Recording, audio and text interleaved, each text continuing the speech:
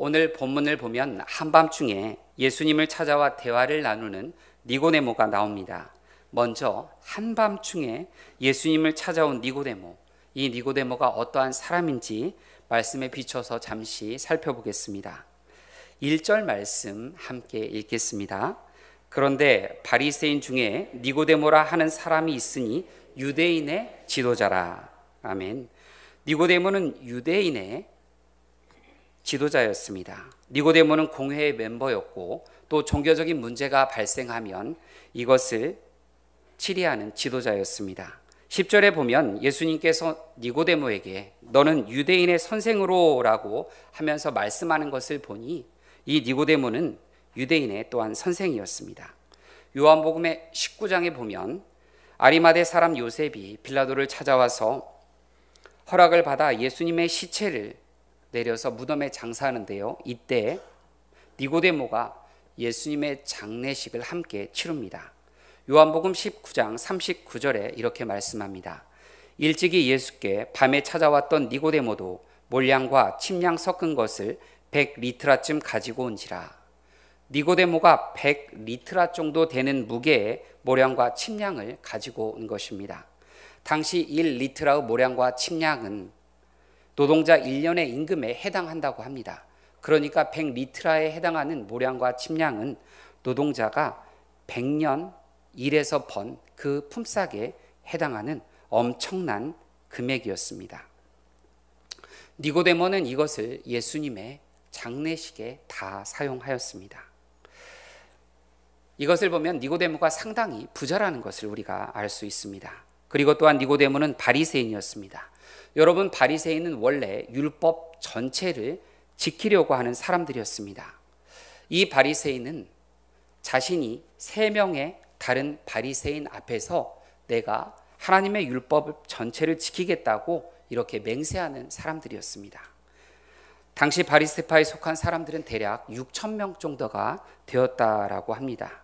즉 니고데모는 유대인의 지도자였고 선생이었고 공회원이었고 부자였고 하나님의 율법을 지키기 위해 자신의 삶을 던진 사람이었습니다.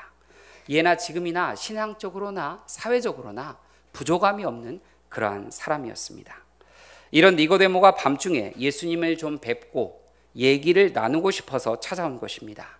제가 메시지 성경으로 이 본문을 보니 밤늦게 예수님께 니고데모가 찾아왔다라고 말합니다. 환한 대낮에 예수님을 찾아온 것이 아니라 밤늦게 예수님을 찾아온 것을 보니 무언가 구리겠구나 하는 생각이 드는데요. 니고데모는 예수님과 독대하기 위해서 예수님을 따르는 많은 사람들이 다 집에 가고 없는 그 한적한 시간을 찾았습니다. 그러다 보니 한밤중에 예수님 계신 문 앞에 나와 예수님의 방문을 두드리게 된 것입니다. 니고데모 안에는 무언가 풀리지 않는 영적인 문제, 갈급함이 있었습니다. 이것이 삶에서 부족함이 없는 그 니고데모를 한밤중에 예수님 앞으로 나오게 이끌었습니다. 우리도 살아가면서 니고데모처럼 영적인 질문들, 갈급함을 가지고 있는 것들은 대단히 중요하다고 생각합니다. 이것들이 우리를 주님 앞으로 더욱 가까이 이끌기 때문에 그렇습니다. 그리고 이 질문들이 우리를 영적으로 더 성숙하게 해줄 것이기 때문에 그렇습니다. 영적인 문제, 여러분 갈급함이 있다면 주님 앞에 나오십시오. 주님을 만남으로 이것이 해결될 것입니다. 니고데모는 예수님께 자신이 가지고 있는 질문을 합니다. 당신이 행하신 기적을 보면 하나님께서 보내신 분이 바로 당신이라는 것을 알 수 있습니다. 하나님께서 함께 하시지 않는다면 누구도 이러한 일을 할 수 없습니다 라고 예수님을 칭찬합니다. 예수님은 공생의 이 사역을 시작하시면서 자신의 제자들을 부르셨고 또 갈릴리 혼인잔치에서 물이 포도주가 되게 하셨습니다. 그리고 성전에서 소와 양과 비둘기 파는 이러한 많은 사람들과 고리대금 업자들을 쫓아내시고 성전을 깨끗하게 하셨습니다. 또 유월절 기간 동안 예수님께서 많은 사람들에게 기적을 보이셨고 또 이 기적을 통해 많은 사람들이 예수의 이름을 믿었다라고 합니다. 하지만 이 니고데모는 단지 예수님을 좋은 선생으로만 보고 있습니다. 예수님은 한밤중에 자신을 찾아온 니고데모에게 너는 거듭나야 하겠다라고 말씀합니다. 니고데모에게 왜 거듭나야 한다라고 예수님이 말씀하셨을까요? 먼저 니고데모는 하나님의 일을 알지 못하였기 때문입니다. 3절 말씀 함께 읽겠습니다. 예수께서 대답하여 이르시되 진실로 진실로 내게 이르노니 사람이 거듭나지 아니하면 하나님의 나라를 볼 수 없느니라. 아멘. 예수님께서 니고데모에게 하신 말씀은 하나님 나라는 거듭나지 않고서는 보지 못한다라고 합니다. 사도 바울도 이와 비슷한 말을 했습니다. 고린도전서 2장 14절 보겠습니다. 육에 속한 사람은 하나님의 성령의 일들을 받지 아니하나니 이는 그것들이 그에게는 어리석게 보임이요 또 그는 그것들을 알 수도 없나니 이러한 일은 영적으로 분별되기 때문이라고 말합니다. 하나님의 일은 세상 사람들이 이해하지 못할 뿐 아니라 그것을 보면서 미련하다라고 말합니다. 하나님의 일, 하나님의 나라는 성령의 도우심이 있어야 알 수 있다라고 말합니다. 여러분이 지금까지 살아왔던 여러분의 삶을 한번 되돌아보시기 바랍니다. 우리의 삶을 천천히 뒤돌아보면 하나님께서 당시에는 함께 하시지 않으신 것 같았는데 지금 보면 하나님께서 이끌어 주신 일들이 있을 것입니다. 그 일들 그때 하나님께서 계획하셨구나 생각하는 것들이 있으실 것입니다. 그때는 그 일이 정말 싫었지만 지금 돌아보면 감사한 일이 되었습니다.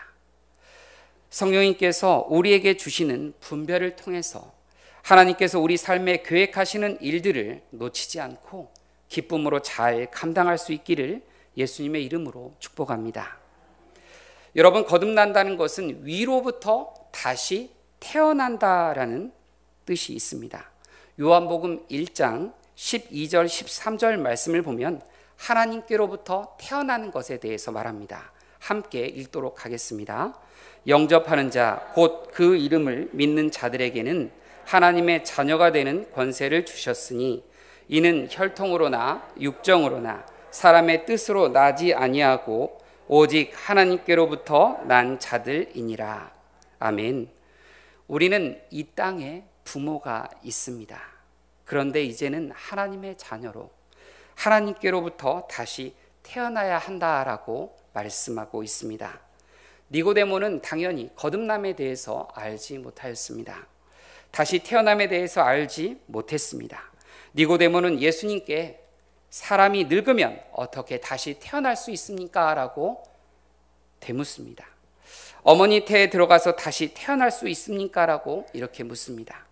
이스라엘 사람들에게 말씀을 가르치는 자였지만 그는 거듭남에 대해서 알지 못하였습니다.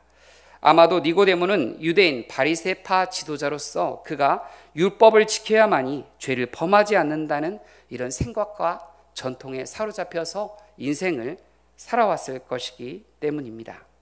니고데모는 유대인들을 인도하는 선생이었지만 제대로 인도하지 못한 것입니다. 성령으로 거듭남에 대해서 예수님께서 말하자 니고데모는 그런 일이 어떻게 있습니까? 라고 반문합니다. 그러자 예수님께서 이스라엘의 선생으로 어떻게 너는 그것을 알지 못하느냐라고 말씀합니다. 아마도 니고데모는 구약에서 성령에 대해서 말씀하는 그러한 부분들, 그리고 또 성령의 역사에 대해서 이미 알고 있었을 것이다 라고 생각이 됩니다.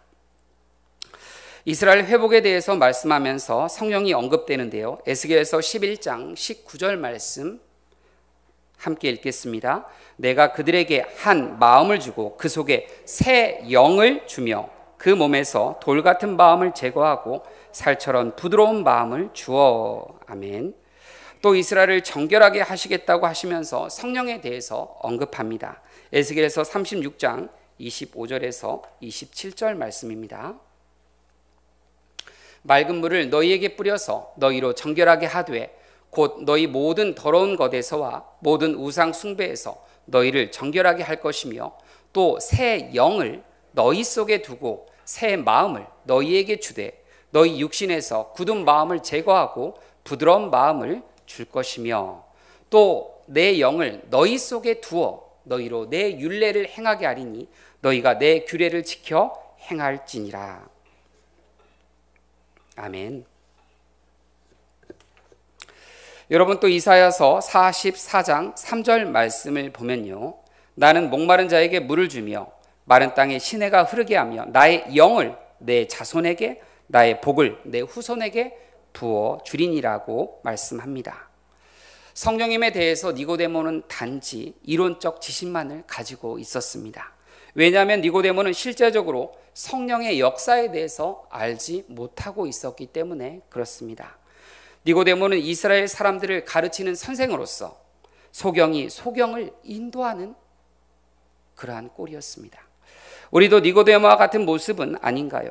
다른 사람을 구원하는 일, 이런 일이 아닌 오히려 이들을 더 깊은 수렁으로 몰아넣고 있는 이러한 일을 하고 있지는 않습니까?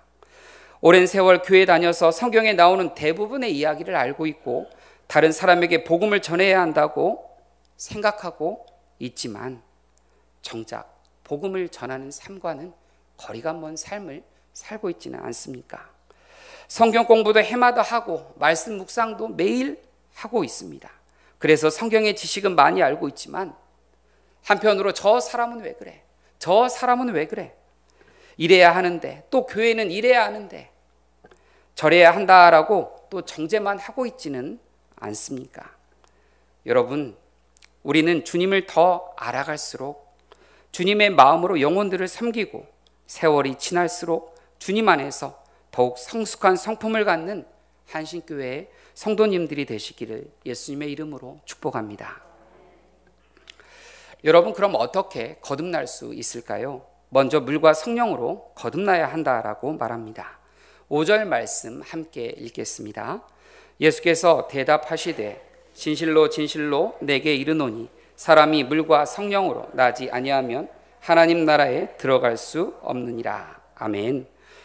좀 전에는 하나님 나라에 대해서 보는 것에 대해서 말했지만 지금은 하나님 나라에 대해 들어가는 것에 대해 말하고 있습니다.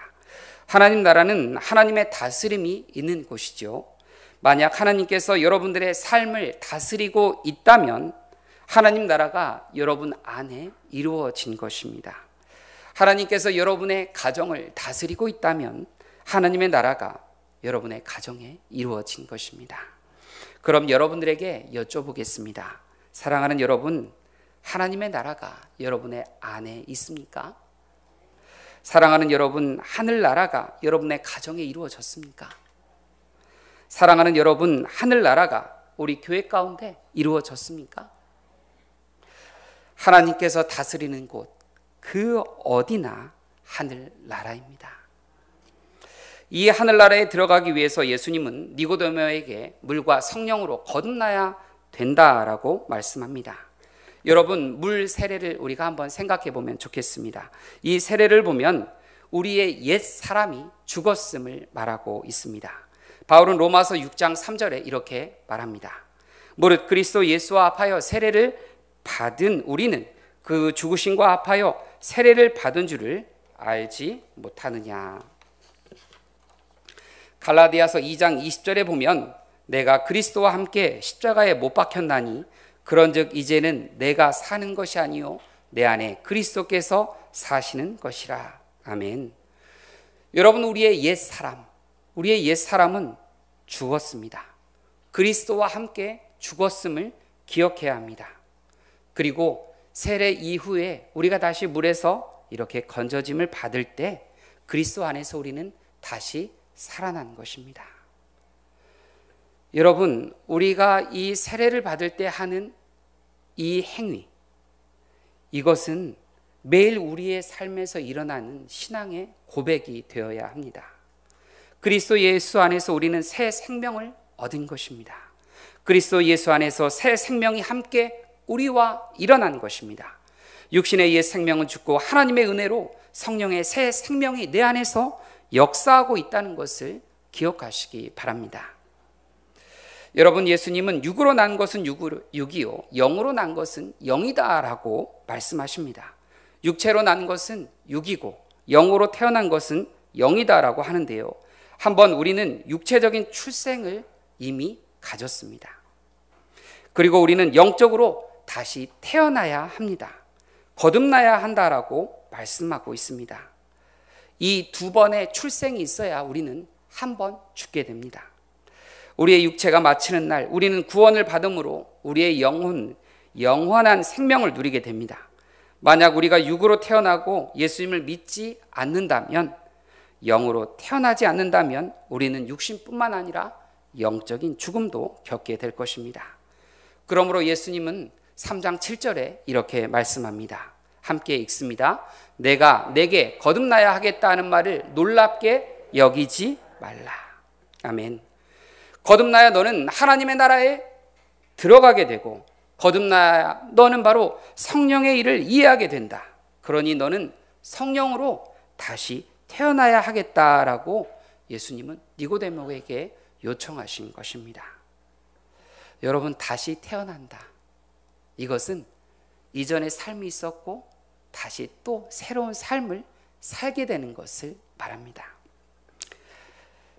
거듭난 자의 삶에 대해서 여러분 알아보겠습니다. 먼저 영이라는 단어, 이 성령이라는 단어는 히브리어로 루아흐인데요. 이것은 숨을 나타냅니다. 바람을 나타냅니다. 헬라어로 푸뉴마인데 공기나 영을 나타냅니다. 여러분, 우리가 이것을 기억하시면서 8절 말씀 함께 보겠습니다. 함께 읽습니다. 바람이 임으로 불매 내가 그 소리는 들어도 어디서 와서 어디로 가는지 알지 못하나니 성령으로 난 사람도 다 그러하니라. 아멘. 바람이 불매 어디서 와서 그 바람이 어디로 가는지 우리는 모릅니다.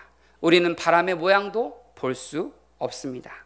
하지만 우리는 바람이 부는 것을, 나뭇잎이 움직이는 것, 이런 것을 통해서 알 수 있습니다. 우리가 바람을 볼 수 없고 바람이 가는 그 목적지를 볼 수 없지만 분명 바람은 가야 하는 곳으로 가고 있습니다. 우리가 모를 뿐이지 바람이 지나야 하는 그 길은 있습니다. 이와 같이 세상의 사람들은 성령의 사람들의 삶을 이해하지 못합니다. 왜 그렇게 살아가지? 왜 이러한 삶을 살아가지? 하지만 성령의 사람들은 하나님의 뜻을 따라 살아가고 있습니다. 여러분, 우리가 다니엘서 가을 특세 때 많은 은혜를 받았지요. 아마도 목요일 본문 같은데요. 느부갓네살은 두라 평지에 금 신상을 세우고 왕의 명령으로 모든 사람들이 우상 앞에 절하도록 합니다. 하지만 우상 앞에 절하지 않는 세 사람이 있었습니다. 왕 앞에 절하지 않으므로, 우상 앞에 절하지 않으므로 왕 앞에 서게 된 다니엘의 세 친구는 왕의 회유에도 우상 숭배를 거부하고 용광로에 던져지는 형벌을 받게 됩니다. 여러분, 세상 사람들이 볼 때 굳이 그렇게 살아야 할까? 이런 생각이 듭니다. 왕이 한 번 더 기회를 주었을 때 모르는 척하고 이 세 친구가 절했더라면, 이 세 친구는 우상에게 절하지 않음으로써 자신의 생명을 포기한 어리석은 사람들입니다. 여러분, 창조주이신 예수님은 십자가에서 우리의 죄를 용서하기 위해 죽임을 당하십니다. 하나님의 아들이시지만 죽음의 십자가의 길을 택하시고 묵묵히 걸어가셨습니다. 사람들에게 조롱과 멸시를 받아서, 하지만 그 길을 죽기까지 순종하셨습니다. 여러분, 또 바울은 어떤가요? 바울은 신변의 위협을 여러 번 느꼈습니다. 40의 하나 감한 매를 여러 번 맞고 또 돌에 맞아 죽을 뻔하였고, 감옥에 들어가고 배가 파손하여 물에 휩쓸려 가고, 이러한 일들을 경험했죠. 그런데 이 바울은 이 상하리만큼 그는 그리스도를 위한 고난을 기뻐 받았습니다. 그는 복음을 전하는 일을 멈추지 않았습니다. 나의 달려갈 길, 주 예수께 받은 사명, 이것을 멈추지 않았습니다. 성령으로 다시 태어난 여러분, 성령으로 두 번째의 삶을 살아가는 여러분, 하나님은 성령으로 거듭난 자의 삶을 인도하신다는 것을 기억하시기 바랍니다. 지금은 이 길이 사람들에게 배척받고 또 따돌림 받는 그러한 길 같아 보이지만 결국에는 주님이 인정해 주시는 길이 될 것입니다.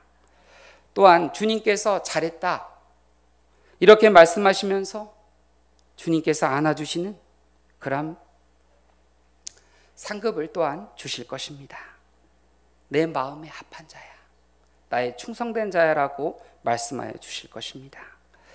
여러분의 달려갈 길, 주 예수께 받은 사명, 여러분 멈추지 마시기 바랍니다. 거듭남은 전적인 하나님의 역사이고 은혜입니다. 우리의 힘으로 어떻게 해볼 수 있는 것이 아닙니다. 하지만 주님께서는 믿는 자들에게 그 복음을 전할 사명을 주셨습니다. 고린도후서 5장 17절과 20절 말씀 함께 읽겠습니다. 그런즉 그리스도 안에 있으면 새로운 피조물이라. 이전 것은 지나갔으니 보라 새 것이 되었도다. 그러므로 우리가 그리스도를 대신하여 사신이 되어 하나님이 우리를 통하여 너희를 권면하시는 것 같이 그리스도를 대신하여 간청하노니 너희는 하나님과 화목하라. 아멘. 예수 그리스도를 믿고 다시 태어난 자들, 이들은 바로 과거에 없던 새로운 피조물, 새로운 존재가 되었다라고 말합니다. 이러한 그리스도 안에 새로운 피조물이 된 자들에게 주님은 그리스도를 대신한 사신, 그리스도의 대사다라고 말씀하십니다. 우리를 사신으로 부르셔서 이미 주님께서 세상과 시작하신 그 화해의 일을 이어가도록 하십니다. 우리를 거듭나게 하신 예수 그리스도의 끝없는 사랑이 예수 그리스도 앞에 나온 다른 사람들도 거듭나게 할 수 있음을 기억하시기 바랍니다. 여러분, 주님께 받은 사명, 주님이 오시는 그날까지 여러분이 있는 그곳 가운데 잘 감당하시기를 예수님의 이름으로 축복합니다. 함께 찬양하겠습니다.